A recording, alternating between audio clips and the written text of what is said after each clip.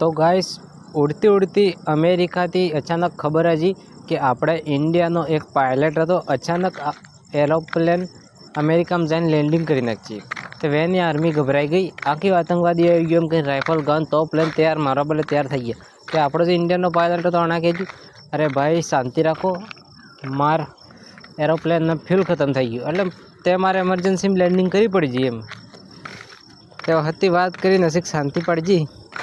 આખી રાત પહેરે જો બીજે દિન રવાના થઈ ગયો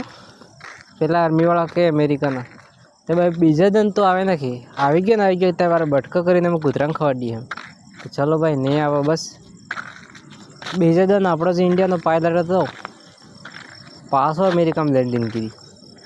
પેલા ગભરાઈ ગયા અમારો પાછો પાછો નહીં હજુ એમ કરી પૈસા પહેલાં પાછા સબ હથિયાર લઈને તૈયાર થઈ ગયા મારા બદલે તો બંદૂક સબ લઈને ઉડાડી જ નાખાશ તેમ કરી તે આપણે જે પાયલટ હતો ઇન્ડિયાનો એ શું કે ખબર અરે સાહેબ પ્લીઝ તમે એક વખત મારા ઘેર વાઈને સમજાવી દો એક વખત કહી દો કે હું કાલ રાતે કહેતો એમ